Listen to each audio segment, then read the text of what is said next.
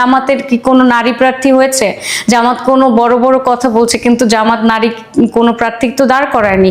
তারা নারীকে ব্যবহার করছে। আপনি দেখবেন যে নারীর ভোট তাদের দরকার, নারীকে দিয়ে প্রচারণা চালানো, যেটা অনেক সহজ, অল্প পয়সা, এবং নারীদেরকে তারা টার্গেট করেছে। বিরাট একটা অংশ বাংলাদেশের 51% নারী, এই নারীদের ভোট ব্যাংককে তাদের এনশিওর করার জন্য তাদের ব্যবহার করতে হবে, নারীদেরকে সেভাবে ব্যবহার করছে। তো অল টুগেদার জামাতের যে পলিটিক্যাল স্ট্র্যাটেজি, সেগুলো আমার কাছে খুব স্ট্র্যাটেজি মনে হয়। সুতরাং আমার তাকে কোনো কাণ্ডারি মনে হয় না। একটা নির্দিষ্ট ধর্মীয় গ্রুপকে যারা রিপ্রেজেন্ট করে, যারা আজ বলছে শরিয়া, কাল বলছে শরিয়া না, তারা যে কি চায় তারা তো নিজেরাও জানে না। তাদের নিজেদের মধ্যে গন্ডগোল, তাদেরকে তাদের মানে 11 দলের একজন ছেড়ে যায়। তো এখানে আপনি কি করে বলবেন যে সে সবাইকে রিপ্রেজেন্ট করে? সে সবাইকে রিপ্রেজেন্ট করে না। তারা এটা আমি একেবারে, জামাত আমার মতো একজন নারীকে কি ওন করে যে আমি যেরকম চলাফেরা করব, আমি যেরকম চলাফেরা করি, হ্যাঁ, আমি যেভাবে কথা বলি, আমি একজন শিক্ষক মানুষ, আমি তো জোরে কথা বলি, তো আমার মতো একজন মানুষকে কি জামাত রিপ্রেজেন্ট করবে? তো যেহেতু সে, আমি মনে করি জামাত আমাকে রিপ্রেজেন্ট করে না। নির্বাচনী যে প্রচারণা, সেটাও আনুষ্ঠানিকভাবে এর মধ্যে শুরু হয়ে গেছে। প্রধান যে দলগুলো, রাজনৈতিক দলগুলো, বিএনপি এবং জামাত ইসলাম, তারা নির্বাচনী প্রচারণা শুরু করেছেন। কিন্তু নির্বাচনী প্রচারণার মধ্যে যেটা খুবই কমন কিন্তু আমার কাছে ব্যক্তিগতভাবে অপ্রয়োজনীয় মনে হয়, সেটা হলো পরস্পরকে আক্রমণ করা, প্রতিদ্বন্দ্বী প্রার্থীকে, প্রতিদ্বন্দ্বী রাজনৈতিক দলকে আক্রমণ করা। এটাও আমরা দেখতে পাচ্ছি। তো আমি সুনির্দিষ্ট দু একটা আক্রমণের কথা আপনাকে বলবো। তার আগে বরং এই যে প্রচারণা যেটা শুরু হয়েছে, এটার ব্যাপারে আপনার কি অবজারভেশন, প্রথম 2 দিনের প্রচারণা সম্পর্কে, সেটা নিয়ে যদি আপনি একটু বলেন, তারপরে আমি আপনাকে সুনির্দিষ্ট পয়েন্টে যাব। গতকালকে থেকে আমি বেশ কয়েকটা প্রচারণা দেখেছি আর কি, বিশেষ করে টিভিতে। তো তারেক রহমানের প্রচারণা দেখলাম, উনি বিভিন্ন জায়গায় বক্তৃতা দিয়েছেন। এছাড়া নাহিদ ইসলামের এবং জামাতের আমিরের প্রচারণাটা দেখেছি। এই কটাই আর কি দেখেছি। আর এই কটাই মনে হয় সবচেয়ে আর কি জনপ্রিয় এবং সবচেয়ে গুরুত্বপূর্ণ, যতটুকু আমরা বুঝি। তো আর কি, যেটা আপনি শুরুতেই বলেছিলেন যে বিরোধী দলকে আক্রমণ করা, তো প্রচারণার একটা বিশেষ দিক কিন্তু ছিল বিরোধী দলকে আক্রমণ করা। সেটা আর কি আমাদের দেশের রাজনীতির একটা, বলতে পারেন যে ঐতিহাসিক সত্য হয়ে দাঁড়িয়েছে। আমাদের রাজনীতিতে আমরা ছোটবেলা থেকেই দেখে আসছি যে বিরোধী দলকে আক্রমণ করা হয়, এবং এটা ওনাদের পলিটিক্যাল ওয়েপন, একটা অস্ত্র হিসেবে তারা ব্যবহার করে। যে জিনিসটা কিন্তু আমরা তারেক রহমান বাংলাদেশে আসার পরে ওনার বক্তব্য অনেক কম দেখেছিলাম।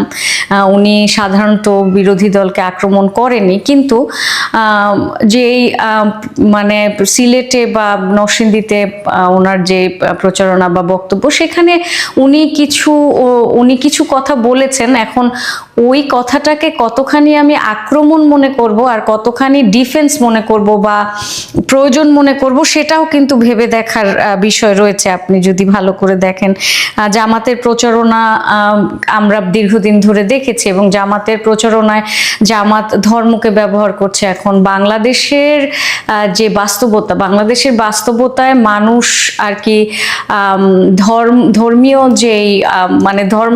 যে বিষয়গুলি, ওয়েপেন, যেমন ধরেন আমরা যেটা অহরহ এখন বলে থাকি, সবাই বলছে যে জান্নাতের টিকিট বিক্রি করা বা স্বর্গের প্রমিস করা, যে জান্নাতকে ভোট দিলে সে ভেস্তে যেতে পারবে, ইত্যাদি ইত্যাদি।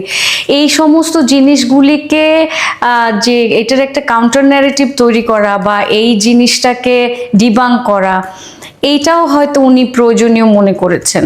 ওনার হয়তো মনে হয়েছে যে মানে এইটা যেহেতু একটা সবচেয়ে সিরিয়াস একটা অস্ত্র হিসেবে ব্যবহার হচ্ছে, এবং এই অস্ত্রটা ব্যবহার করে সাধারণ মানুষের মন জয় করতে জামাত হয়তো সক্ষম হয়েছে অনেকটুকু, জামাতের জনপ্রিয়তা বেড়েছে, এরকম আমরা দেখতে পাচ্ছি।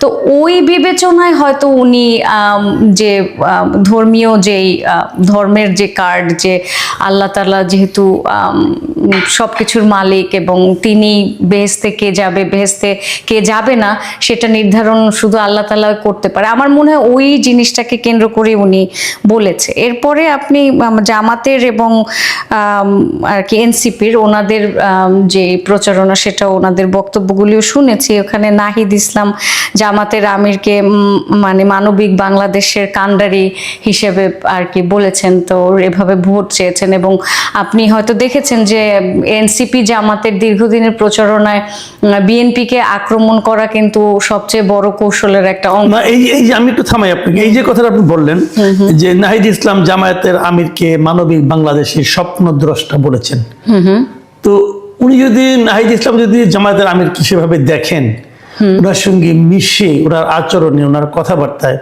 যদি ওনার কাছে জামায়াতের আমিরকে সেরকম মনে হয়, তাহলে বলতে সমস্যা কোথায়?